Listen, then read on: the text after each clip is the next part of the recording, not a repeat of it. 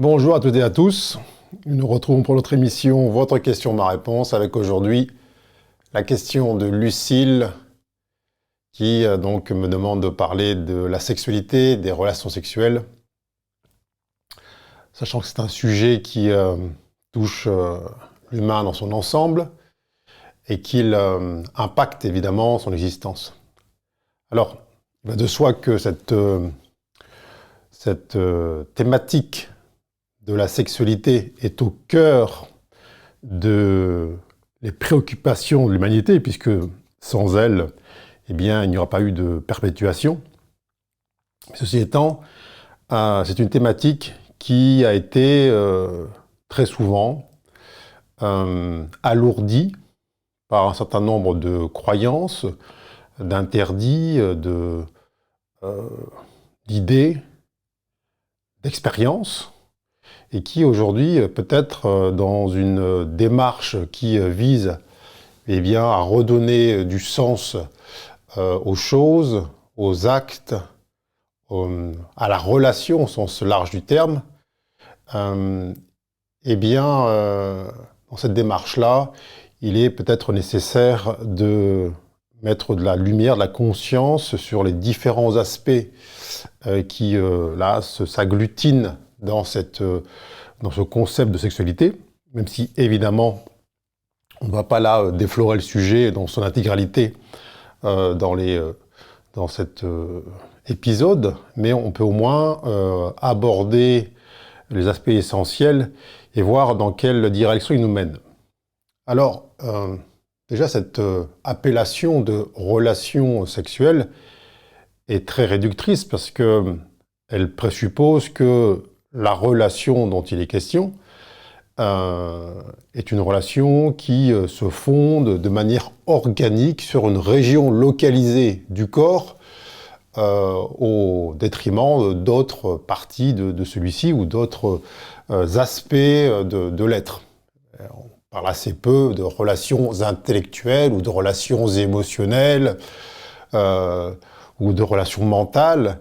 Je veux dire, il y a une relation où il n'y en a pas. Alors, bien sûr que vous n'avez pas des relations dites sexuelles avec toutes celles et ceux avec qui vous êtes en relation, au sens large du terme, mais, à contrario, réduire à des organes la relation est, à mon sens, quelque chose qui est, en tout cas, facteur de bien délimitation. Quand on parle de relation, de quoi s'agit-il d'abord? C'est quoi une relation? Est-ce que la relation suppose un acte? Est-ce que être en relation avec autrui demande des actions, des preuves, des manifestations? Quel type de relation finalement entretient-on avec autrui lorsqu'il ne s'agit pas de relation sexuelle? À quel moment ça devient une relation dite sexuelle? Ça, c'est à voir. Quand on parle d'unité, là, sur Terre, on parle d'unité, l'unité de non-séparation, si vous voulez, entre les êtres humains. Qu'est-ce qu'il en est au juste? Il se passe que toutes les consciences qui sont incarnées sur Terre ont pris donc des corps physiques qui semblent séparés les uns des autres. Alors parce que d'abord, ils sont différents, ils sont dans des lieux là, distincts les uns des autres, et ça peut donner effectivement l'impression qu'ils ne sont pas forcément en relation les uns avec les autres. Pour autant, si vous voulez, c'est comme les doigts de la main, ils sont différents, ils n'ont pas la même taille, la même forme, les mêmes fonctions, mais ils sont là unis par la main qui en est la cause, la source, si vous voulez. Eh bien, les relations telles qu'elles sont expérimentées sur Terre ont toujours vocation à rappeler aux humains leur non-séparation avec l'autre. Alors évidemment qu'il y a une infinitude de types d'entrée en relation avec autrui, qui donc ces relations vont permettre à l'humain de lui rappeler à quel point il n'est pas si distant de l'autre qu'il peut l'imaginer au départ. Alors ces relations, elles vont se s'articuler sur différents aspects de l'expérience humaine. Ça peut être effectivement dans l'émotionnel, dans l'affect, dans les idées, dans l'intellect, etc., etc. Et puis, il y a, lorsque l'attraction entre deux êtres est plus forte, elle demande plus de proximité, plus d'intimité, il y a ce qu'on appelle donc la relation sexuelle. C'est-à-dire que, outre l'ensemble des dimensions qu'on vient d'évoquer, spirituelles, intellectuelles, mentales, émotionnelles, psychiques, tout ce que vous voulez, il y a ensuite, effectivement, dans cette descente dans le corps, la possibilité pour deux êtres de se rapprocher tant et tant qu'ils vont comme former une seule cellule. Donc, on voit que dans le patrimoine humain est inscrit cet appel à faire l'expérience de la jonction de deux corps qui vont tant et tant se rapprocher, se joindre, qu'ils vont comme réexpérimenter un état originel d'unité. Alors, ça c'est, je veux dire, sur le papier, ce qui était inscrit au départ. Sur le papier, c'est-à-dire dans l'ADN, dans le mode, dans le moule. Sauf qu'on voit bien que les relations sexuelles, bien souvent, n'ont plus vocation à être des facteurs de retour à l'unité. Quand je dis de retour à l'unité, c'est de remémoration de cette unité fondamentale, mais que ces relations sexuelles sont devenues des moyens de satisfaire des besoins, des objectifs, de pallier à des manques, à des carences, de satisfaire des pulsions, soit de domination, de soumission, de contrôle, d'idées de performance, ainsi de suite. Et ça, à l'exclusion de toutes les dimensions plus subtiles qui étaient censées être à la cause de cette finalité, de cette union charnelle entre deux êtres. Alors, on peut se dire pourquoi on en est arrivé là, finalement, à cette désacralisation de la relation intime, et qu'il y ait une telle charge, souvent, octroyée à cette union charnelle. Bon, déjà, vous avez pu observer que les grandes religions monothéistes, ont cherché à appliquer des principes qui visaient à interdire, en quelque sorte, toute relation charnelle en dehors du mariage. Alors on veut dire, au départ, ça partait d'un bon sentiment, d'une bonne intention, qui était celle de faire en sorte, justement, d'éviter que l'union charnelle ait lieu de manière, on va dire, pulsionnelle, en dehors d'une conscience qui vise effectivement à rapprocher les êtres et à leur rappeler leur source commune. En outre, il y a eu toujours cette idée de perpétuation de la race humaine et que donc les relations sexuelles avaient pour vocation de faire en sorte de s'unir dans le but d'avoir des enfants et ainsi de suite. Et c'est d'ailleurs la raison pour laquelle ces fameuses grandes religions ont, tout en étant ouvertes à la relation charnelle dans le couple, marié, ont toujours été opposées à la contraception, qui est donc contre la conception.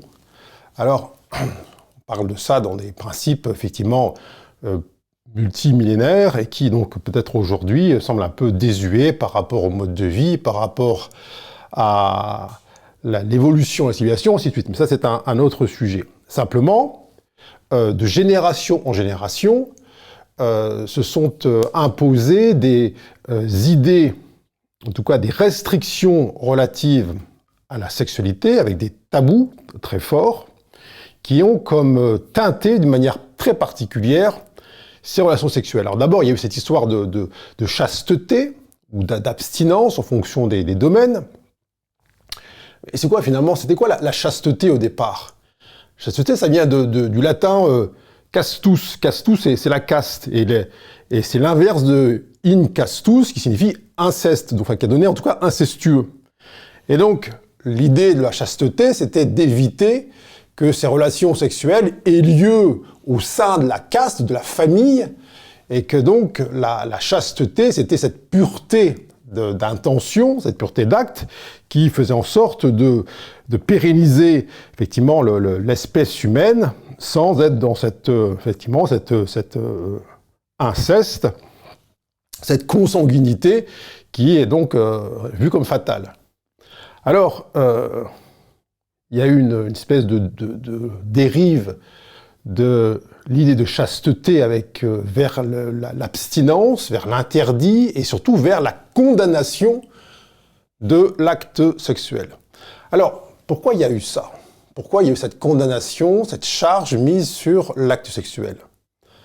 Parce que vous devez comprendre que, plus ou moins consciemment, l'humain a toujours compris que là où il y a le plus haut potentiel de lumière, donc la relation charnelle qui amène à cette unité de ce 1 plus 1 qui donne une vastitude qui rappelle la source première, et bien là où il y a le plus haut potentiel de lumière, il y a également le plus haut potentiel d'obscurité. Alors, ça c'est contenu dans le même espace, dans le même acte. Qu'est-ce que j'entends par le plus haut potentiel d'obscurité? Eh bien, il y a on va dire l'inverse de l'unité, c'est-à-dire le plus haut degré de séparation, qui passe, je vous apprends rien, par la prédation, le viol, la soumission, la consommation, toutes les pratiques interactives entre les humains qui, évidemment, visent à agrandir, à augmenter la distance entre soi et l'autre, même si c'est effectivement une distance entre soi et soi. Alors, bien sûr que dans son apprentissage, l'humain, il se cherche, et il se cherche comment? Il se cherche à travers l'autre.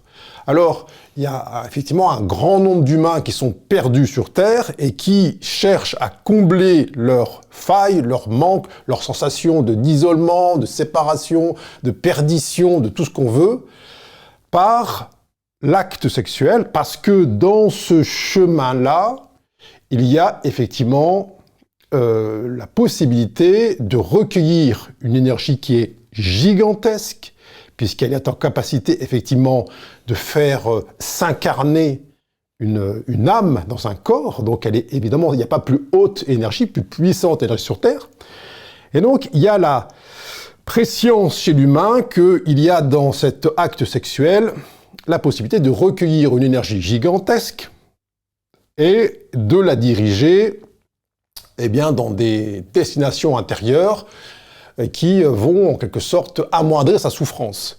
Alors, raison pour laquelle, effectivement, on voit que cet acte sexuel peut satisfaire des pulsions qui correspondent effectivement à l'envie de prendre, d'obtenir, de soumettre, ainsi de suite, de contrôler, et que on peut parfois voir des êtres qui sont passés dans un mode, on va dire, quantitatif, et qui vont même jusqu'à parler de conquête, c'est-à-dire comme un chef de guerre qui partirait pour obtenir plus de territoire. Alors, et pendant un certain temps, d'ailleurs, ça peut être vu comme quelque chose de glorieux.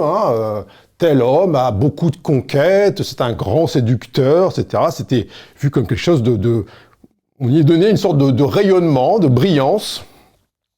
Et puis, certains hommes parlent de leur performance sexuelle comme s'il s'agissait d'un sport. Il ne faut pas oublier que la performance dans un sport, elle suppose qu'il y ait en face une résistance, qu'il y ait un adversaire, une équipe en face, ou on lutte contre la gravité, contre l'effort, ainsi de suite. Alors, à quel moment on peut amener ça dans le domaine de la relation s'il n'y a pas, effectivement, en face, un déséquilibre qui est entretenu. Donc, il faut aussi regarder de quelle manière le vocabulaire qui a pu être là appliqué aux relations sexuelles, eh bien, a, de manière plus ou moins implicite, décrit la violence de la relation. Comme par exemple, certains disent, voilà, ben, j'ai tiré un coup, ou telle femme est un bon coup. Le mot coup parle d'un choc. Tirer un coup, c'est ce qu'on fait avec une arme à feu. Comment peut-on là assimiler cet acte qui vise à l'union la plus intime, la plus cellulaire entre deux êtres, comment on a pu l'assimiler à le fait d'employer une arme ou de choquer l'autre par un coup.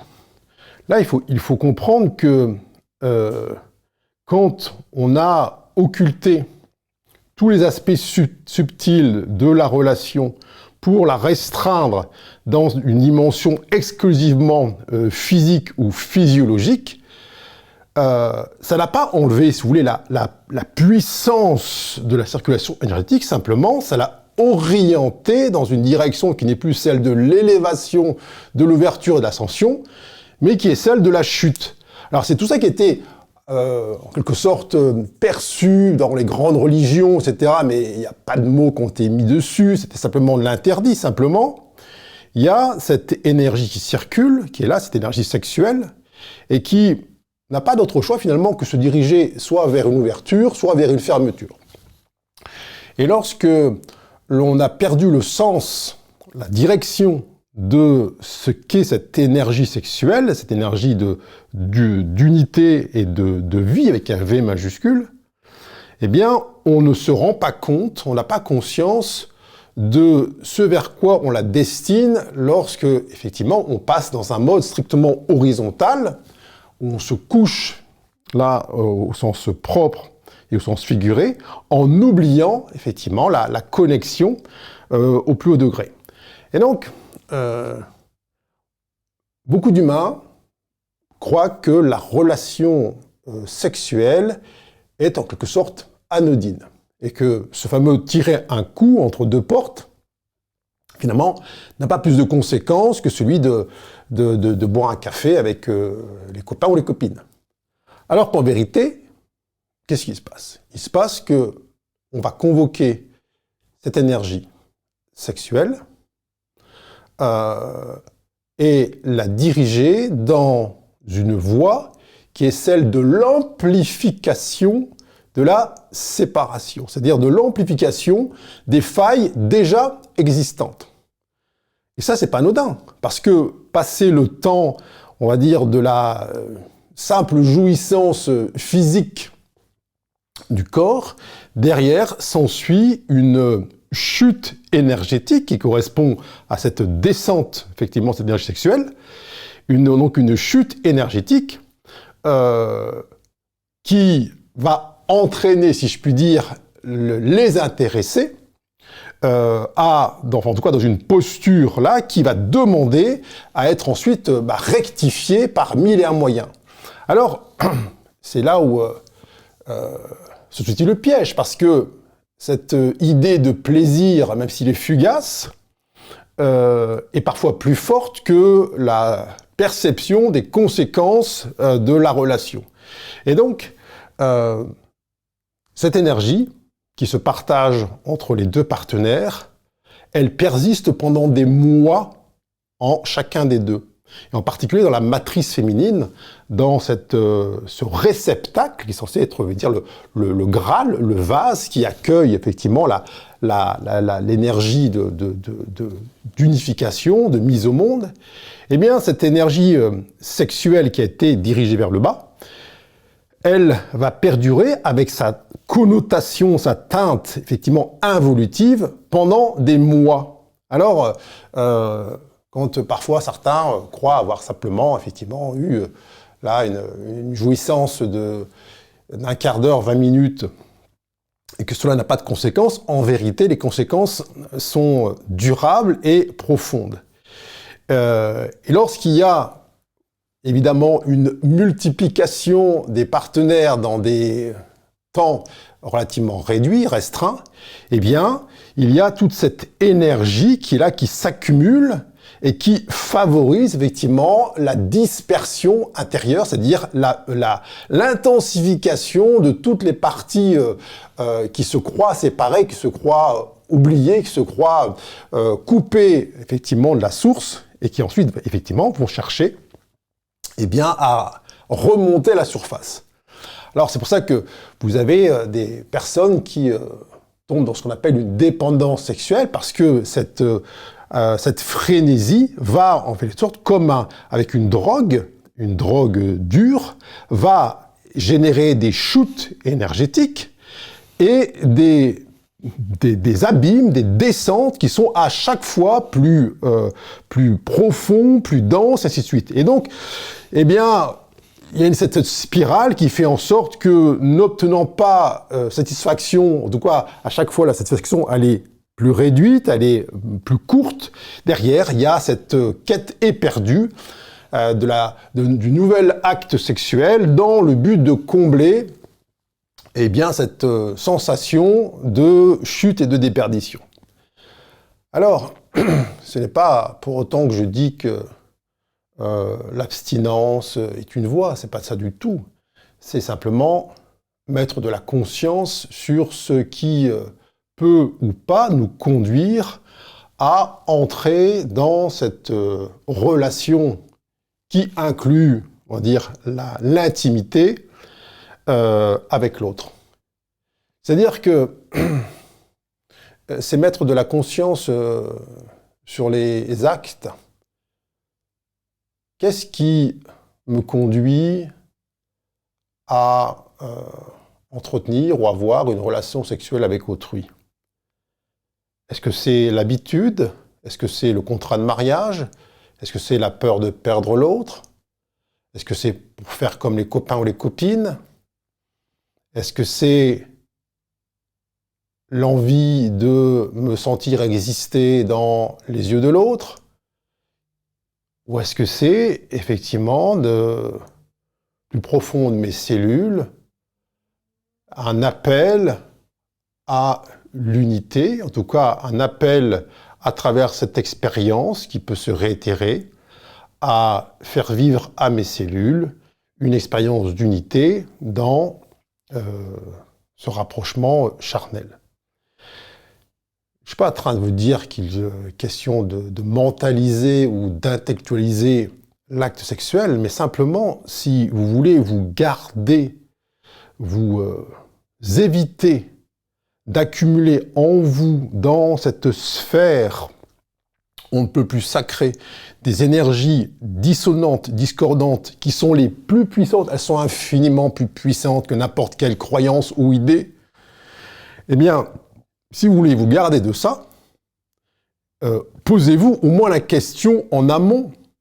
Et quand bien même, là, on va dire, le désir est là, mais c'est un désir de quoi? Vous pouvez avoir, comme n'importe qui a faim, qui va se jeter sur le frigo. Effectivement, le désir est là, mais c'est du remplissage. Est-ce que ce remplissage est satisfaisant? Alors, sur l'instant, oui, mais derrière, le gouffre s'ouvre à nouveau. Donc, dans cette démarche de conscience qui est la vôtre, il est parfois nécessaire de vous questionner en profondeur sur ce qui vous meut, sur ce qui vous invite à vous offrir à l'autre, à vous donner à l'autre, tout comme vous le recevez ou la recevez en vous. Et ça, c'est fondamental. Parce que, et ça peut être, encore une fois, au sein d'un mariage qui est là qui existe depuis des années, et où on a perdu le goût même de la question, le sens, et puis c'est devenu une sorte d'habitude, une routine, et on sait que, voilà, à un rythme plus ou moins régulier, la relation sexuelle va avoir lieu, et tout ça est sorti de toute conscience. Et c'est pas parce que, comme l'a dit certaines grandes religions, que ça a lieu au sein du mariage que l'acte est sacré. Pas du tout. il est sacré en essence si, effectivement, il y a une pleine conscience qui est placée sur cet acte, sur cette relation, et si on n'est pas dans une posture de déni, de sacrifice, d'oubli de soi, ou au contrario de performance, de soumission, d'obligation, de contrainte, de prise de pouvoir, ainsi de suite. Donc, vous savez tous et toutes qu'il y a un nombre considérable d'unions maritales dans lesquelles un déséquilibre grandiose, si je puis dire, existe, et que, mais sous couvert, effectivement, de cette union maritale, il pourrait y avoir une sorte de bénédiction religieuse. Or, le sacré a disparu, la pureté a disparu. Donc, c'est en aucun cas un gage de relation, si je puis dire, de haute fréquence. Donc, quel que soit l'ensemble, quel que soit le cercle qui vous unit avec votre compagnon, compagne ou partenaire, il est fondamental que vous vous questionniez sur les forces en présence. Qu'est-ce qui me fait me donner, m'offrir à l'autre? Qu'est-ce qui me fait désirer l'autre? Est-ce que je désire l'autre ou je désire l'union avec l'autre et que cette union nous élève à égalité vers le plus haut des cieux? Il est important de sentir ce qui en soi est plutôt de l'ordre de l'autosatisfaction, de l'ordre de la consommation ou de l'ordre du déni pour faire plaisir à l'autre, parce que comprenez bien que cette satisfaire ou souscrire à l'acte sexuel avec, je vous dis, l'énergie phénoménale que cela convoque, eh bien, sans mettre de la conscience sur les forces en présence, peut vous amener dans des états dépressionnaires qui sont au moins aussi puissants que les firmaments que vous aspirez à atteindre à travers cet acte sexuel. Et ne vous méprenez pas sur le plaisir, si je puis dire, physique ou physiologique ou émotionnel que vous pouvez ressentir, et que celui-ci serait donc le garant de l'équilibre, du sacré de l'union. Pas du tout. Je veux dire, le corps humain est habitué à délivrer des quantités d'hormones sur commande, en tout cas de manière réactionnelle, en fonction de ce qu'on peut lui donner. Et il réagit de la même manière avec la cocaïne, avec un gâteau au chocolat, avec parfois une relation sexuelle. Et il va d'ailleurs employer les mêmes mots. Ah, c'est l'extase, c'est trop bon. Et ce même vocabulaire est employé à chaque fois le cerveau répond par une décharge hormonale à ce qui se passe. Et c'est pas pour autant qu'il y a là une justesse, il y a là un équilibre, il y a là une élévation. Et donc, soyez vigilantes et vigilants, s'agissant de ce qui vous fait, là en quelque sorte, de ce qui vous place en relation dite sexuelle, parce que vous avez derrière des mois et des mois on va dire, d'intégration, alors qu'en intégration, parfois, c'est d'avoir intégré une énergie de séparation, une énergie dissonante, une énergie de diffraction en vous, qui va, en tout cas, sur laquelle vous aurez bien des difficultés à mettre une compréhension. Vous ne comprendrez pas, vous ne ferez pas la relation entre l'acte sexuel qui a eu lieu la veille ou l'avant-veille, et puis l'état progressif de chute énergétique, de dépression qui peut vous envahir, l'état de faiblesse généralisée, l'état de flou psychique qui peut survenir du fait, effectivement, que vous avez été celui ou celle qui a donc tirer un coup, cette fameuse acte de violence contre soi ou contre autrui, et qui donc vous laisse blessé, presque dire mortellement blessé. Donc, il n'est jamais question d'abstinence pour abstinence ou de chasteté pour chasteté avec des principes moraux qui n'ont aucun sens, qui sont d'une vétusteté sans nom. C'est pas du tout le sujet. Simplement, ça parle de soi, ça parle de ce que vous voulez pour vous. Alors, vous savez que il y a tout un tabou qui a perduré dans les familles. Peut-être chez vous, c'était le cas, lorsque un enfant rapidement, il demande à sa mère ou à son père tiens, maman, comment on fait les bébés? Ce qui veut dire, en quelque sorte, d'où je viens, d'où ce corps qui est là provient, quelle est son origine.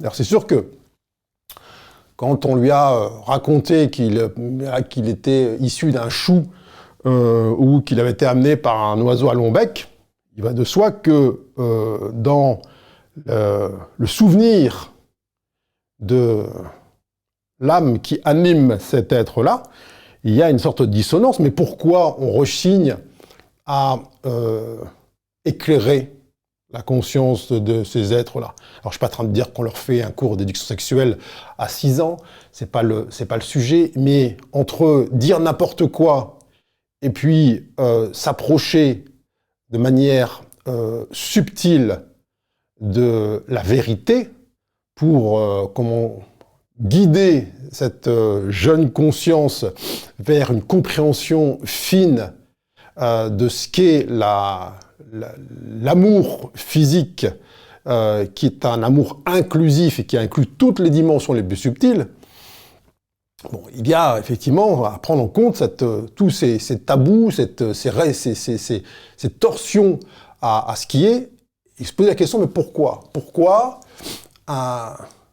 c'est interdit? Pourquoi cette difficulté à dire les choses? Pourquoi cette honte?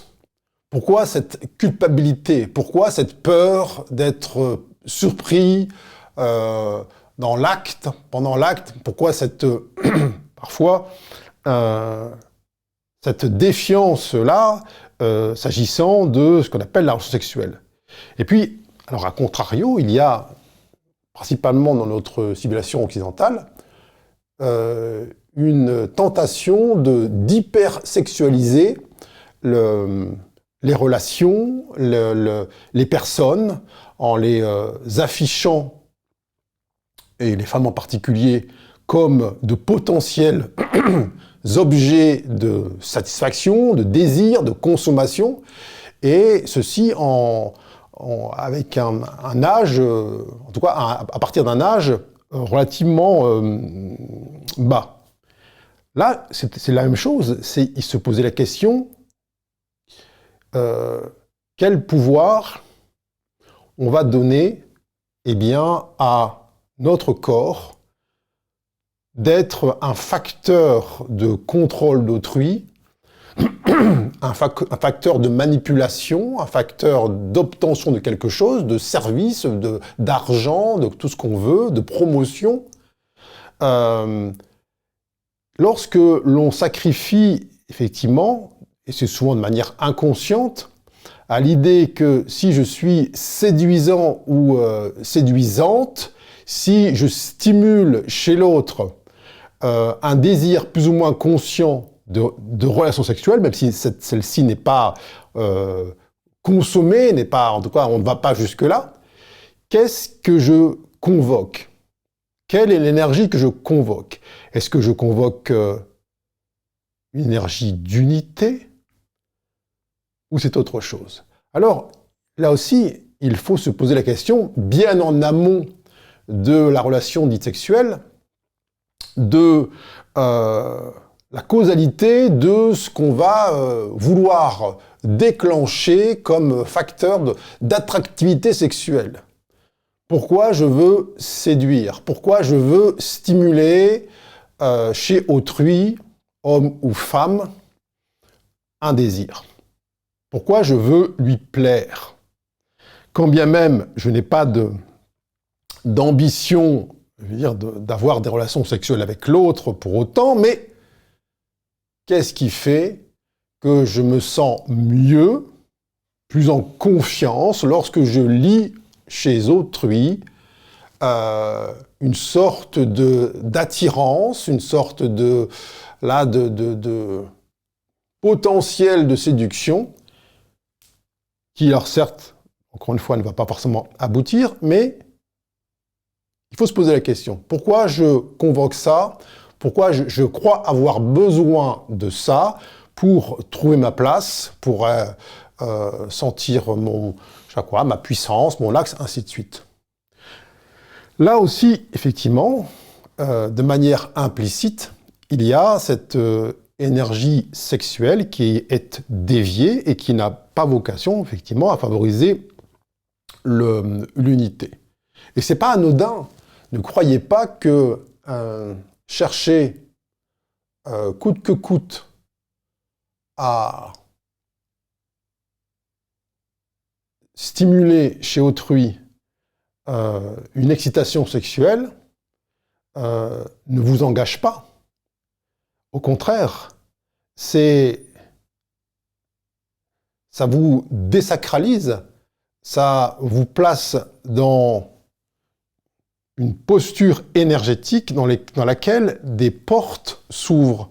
Alors peut-être que, en tout cas c'est souvent le cas, les êtres qui s'adonnent à ce petit jeu, si je puis dire, n'en ont pas conscience, mais ça ouvre des portes.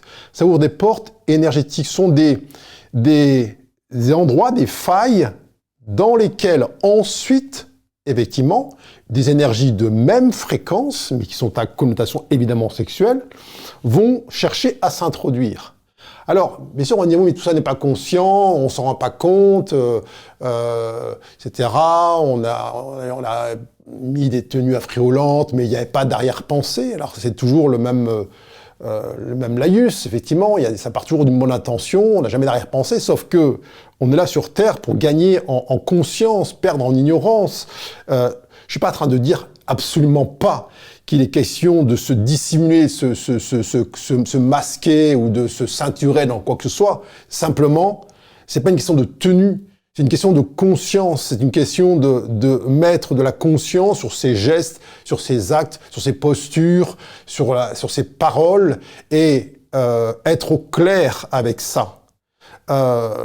Et est-ce que les tenues que je vais porter, est-ce que les gestes que je vais adopter, est-ce qu'ils sont connotés, on va dire, sexuellement parlant, ou est-ce qu'ils sont purs?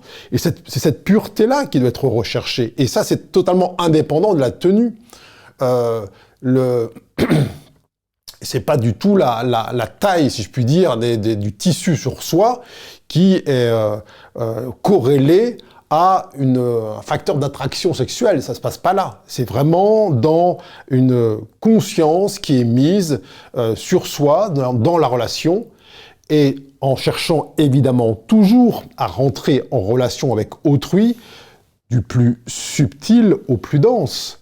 C'est-à-dire réserver le plus haut degré d'intimité avec les êtres vis-à-vis desquels on a en amont partagé les strates les plus subtiles. Or, si l'on se jette dans l'arène, si je puis dire, directement dans la couche physique, voire physiologique, au détriment de toutes les strates plus subtiles, émotionnelles, psychiques et spirituelles, il va de soi que par ce chemin-là, de la dispersion juste sexuelle, on se ferme l'accès aux plans les plus subtils. C'est là, c'est un aspect qu'il faut garder à l'esprit, parce que culturellement, en tout cas dans la civilisation occidentale en particulier, l'idée de plaire, de séduire, quelque chose qui est éminemment, extrêmement valorisé. Et quand on dit plaire et séduire, c'est pas plaire pour ses idées ou son niveau de conscience. C'est avant tout être séduisant d'un point de vue physique, c'est-à-dire manifester une attractivité sexuelle au-dessus de la moyenne.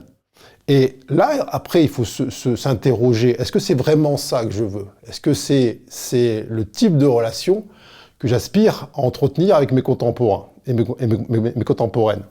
Donc, la thématique des relations dites sexuelles, elle suppose de s'interroger soi-même, comprendre les différents tabous qui ont pu être inculqués dans l'enfance, quelle en était l'origine, la cause, et puis ça demande aussi de mettre de la compréhension, de la conscience sur tous les êtres humains autour de vous qui adoptent des comportements ou addictifs ou qu'on appelle pervers, mais toujours en se gardant du moindre jugement parce qu'il n'y a là-dedans que de l'ignorance. Je ne suis pas en train de dire qu'il n'y a pas de génération de souffrance, évidemment, mais voir l'ignorance qui se cache derrière tout ça. Et se poser la question, tiens, cet homme-là qui viole ou qui est un prédateur ou qui a des instincts incestueux, allez essayer d'explorer l'ignorance, la perte d'identité qu'il y a là derrière. Si vous ne faites que condamner et juger, eh bien, vous vous privez vous-même d'aller comprendre ce fameux plus haut potentiel d'obscurité, je vous ai dit en préambule, qui est connecté au plus haut degré de lumière lié à cette matrice sexuelle. Si vous tombez dans le piège de juger autrui pour ses comportements relatifs aux relations sexuelles, qu'est-ce qui se passe? Juger, c'est enfermer. Juger, c'est séparer. Juger, c'est mettre à l'écart. Si vous jugez l'autre, vous êtes obligé de mettre à l'écart toutes les parties qui, en vous, sont dans la même ignorance, alors dans un autre registre peut-être, dans une autre direction, dans une autre sphère, mais qui sont elles aussi dans une ignorance d'elles-mêmes, une ignorance du potentiel de lumière qu'elles peuvent représenter. Ça veut dire que je ne suis pas encore une fois en train de vous dire qu'il est question de valider, d'applaudir ou d'acquiescer vis-à-vis des comportements sexuels déviants des uns et des autres. Simplement, c'est que si vous jugez et vous condamnez, vous vous infligez le même traitement.